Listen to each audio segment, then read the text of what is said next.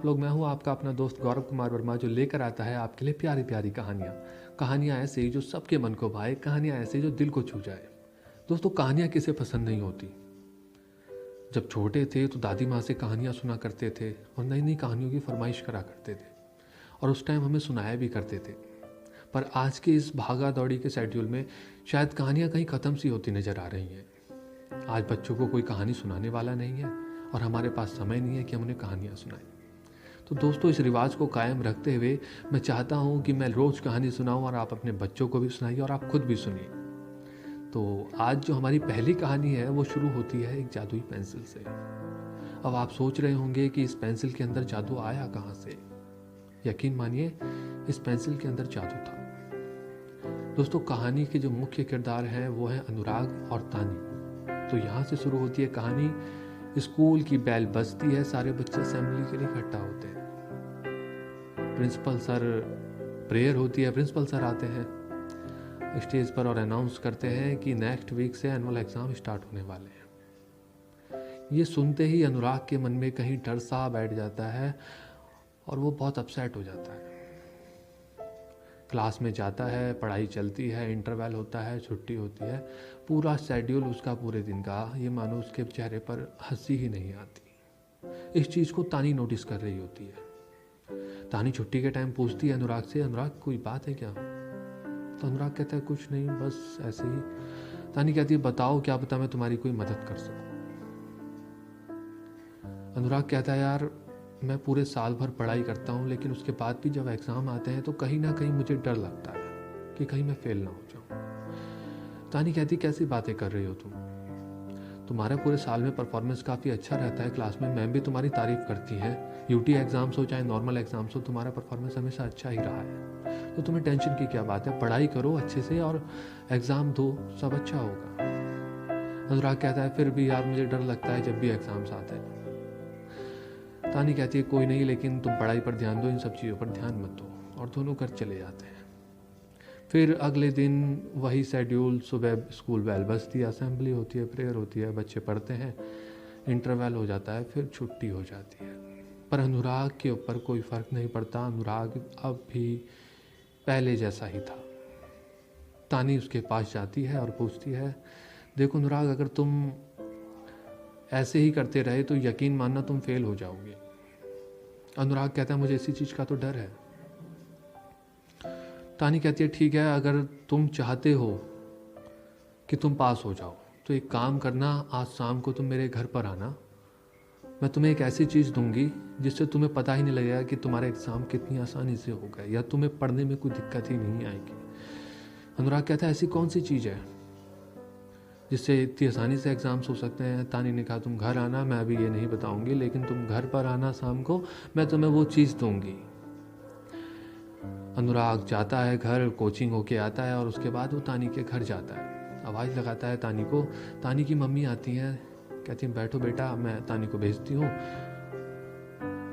तानी की मम्मी अंदर जाती हैं और तानी बाहर आती है और तानी के हाथ में एक पेंसिल होती है। तानी उस पेंसिल को अनुराग को देती है और अनुराग कहता है तुम मुझे ये क्यों दे रही हो? तानी कहती है ये कोई मामूली पेंसिल नहीं है, यकीन मानना ये एक जादुई पेंसिल है जो कि मेरे पापा को मेरे दादा ने दी थी और मेरे दादा को उनके पापा ने दी थी। तो यहाँ से शुरू होती है इस जादुई पेंसिल की कहानी। जादुई पेंसिल नहीं मानता है अनुराग की कोई जादुई पेंसिल है। तानी कहती है यकीन मानना, मैंने इस जादुई पेंसिल का इस्तेमाल अपने एग्जाम्स में भी किया है। तो अनुराग कहता है ठीक है। तानी कहती है बस तुम्हें करना ये है कि तुम्हें इससे लिखना नहीं है, तुम्हें इसका और कोई इस्तेमाल नहीं करना है। जब भी तुम पढ़ाई करो, जो भी करो, सिर्फ इसे अपने पास रखना है। यकीन मानना, तुम कुछ भी कर सकते हो इस पेंसिल को साथ रख के। अनुराग कहता है ठीक है, मैं देखता हूँ पढ़ के। और उसको विश्वास हो जाता है कि इस पेंसिल के अंदर जादू है। अनुराग से कहती है कि वादा करो कि ये पेंसिल कल तुम मुझे वापस कर दोगे। अनुराग प्रॉमिस करता है कि ठीक है, मैं कल स्कूल में तुम्हें ये पेंसिल वापस कर दूंगा। और अनुराग वो पेंसिल लेकर अपने घर जाता है और कुछ टाइम बाद पढ़ने बैठता है और उस पेंसिल को अपने पास लगा के रखता है। तो अनुराग देखता है, एसएसटी पढ़ता है, मैथ्स निकालता है, वो बड़े आसानी से सब चीज़ें कर रहा था। फिर अगले दिन उठकर फिर वही असेंबली होती है, प्रेयर होती है, सारे बच्चे क्लास में जाते हैं। फिर अनुराग तानी मिलते हैं। तानी कहती है लाओ वापस करो मेरी पेंसिल, तुमने वादा किया था। तो अनुराग कहता है ठीक है मैं वापस तो कर रहा हूँ, लेकिन तानी थोड़ी सी एक हेल्प चाहिए थी तुम्हारी। तानी कहती बोलो। अनुराग कहता है प्लीज़ ये पेंसिल मुझे सिर्फ एग्ज़ाम तक के लिए मुझे दे दो, उसके बाद प्रॉमिस करता हूँ मैं तुम्हें ये पेंसिल वापस कर दूंगा। तानी कहती है लेकिन मैं ये पेंसिल तुम्हें नहीं दे सकती, मेरे घर वाले मुझे डांटेंगे। अनुराग कहता है यार तुम घर पे झूठ बोल देना या कह देना कि एग्ज़ाम के करके मैं इसे अपने पास रख रही। तानी कहती है ठीक है लेकिन प्रॉमिस करो कि ये पेंसिल मुझे इसी कंडीशन में तुम मुझे एग्ज़ाम्स के बाद वापस लौटा दोगे। अनुराग कहता है ठीक है। तानी उसे वो पेंसिल दे देती है। फिर वही अपना पढ़ाई शुरू हो जाती है, एग्ज़ाम्स आ जाते हैं और एग्ज़ाम्स भी अनुराग के बहुत ही अच्छे से जाते हैं। वो बहुत ही अच्छी तरीके से तैयारियां करता है और बहुत अच्छे उसके एग्ज़ाम जाते हैं। एग्ज़ाम ख़त्म होते हैं, तानी अनुराग फिर मिलते हैं। तानी कहती है लाओ मेरी पेंसिल वापस करो जैसा कि तुमने प्रॉमिस किया था। अनुराग कहता है थैंक यू तानी, तुम्हारी वजह से मेरे एग्ज़ाम्स इतने अच्छे गए। और सच में ये मैजिकल पेंसिल कमाल की है। मैंने एक चीज़ रियलाइज़ की कि कोई काम मुझे टफ ही नहीं लगा, सारे काम बहुत अच्छे से हुए, सारे एग्ज़ाम्स मेरे बहुत अच्छे से हुए। तानी को वो वापस करता है पेंसिल और वो दोनों वापस घर चले जाते हैं।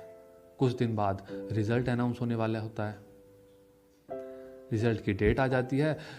जैसे ही रिज़ल्ट की डेट पास आ रही होती है, अनुराग को फिर वही डर कि मैं फेल ना हो जाऊं और ये सब चीज़ें फिर उसके माइंड में आने लगती हैं, जैसा कि हर बच्चे के अंदर आती हैं। फिर वो तानी को फ़ोन करता है कि तानी एक हेल्प चाहिए थी। तानी पूछती है बोलो। तो वो कहता है प्लीज़ यार तुम रिज़ल्ट से एक दिन पहले मुझे वो पेंसिल दे दोगी। तानी कहती है मैं अब बार बार वो पेंसिल नहीं दूंगी, मैंने बस तुम्हारी यहाँ तक हेल्प कर दी, इसके आगे मैं कोई हेल्प नहीं कर सकती। फिर वही तानी अनुराग रोना शुरू कर देता है प्लीज़ प्लीज़ करके। तो तानी उसे अपनी पेंसिल दे देती है। वो पेंसिल लेकर वो रिज़ल्ट के लिए जाते हैं। रिज़ल्ट बोर्ड पे चिपका होता है। अनुराग तानी अपना अपना नाम ढूंढते हैं। तानी का नाम उस लिस्ट में मिल जाता है, लेकिन अनुराग अपना नाम ढूंढता रह जाता है, उसका नाम उस लिस्ट के अंदर नहीं होता है। अनुराग मायूस होकर बैठ जाता है। तानी कहती है एक बार फिर से ढूंढते हैं ना। फिर दोनों मिलकर ढूंढते हैं और फिर एंड में अनुराग रोने लगता है बैठ के। उधर से मैम आती हैं और रोता हुआ देख अनुराग को क्या हुआ। अनुराग पहले तो कॉन्ग्रेचुलेशन बोलती हैं अनुराग कि तुमने स्कूल में टॉप किया है और तुम्हारा नाम मेरिट में आया है। अनुराग को विश्वास नहीं होता कि वो मेरिट में आ चुका है। जब मेरिट की लिस्ट चेक होती है तो अनुराग पहले नंबर पर होता है। तानी उसे कॉन्ग्रेचुलेशन कहती है। वो तानी को थैंक यू बोलता है फिर से कि तुम्हारे इस मैजिकल पेंसिल ने मेरा काम कितना आसान कर दिया। पहली बार उसको ऐसा लगता है कि हाँ इस मैजिक ने उसको मेरिट लिस्ट में लाकर खड़ा कर दिया, वो भी पहले नंबर पर।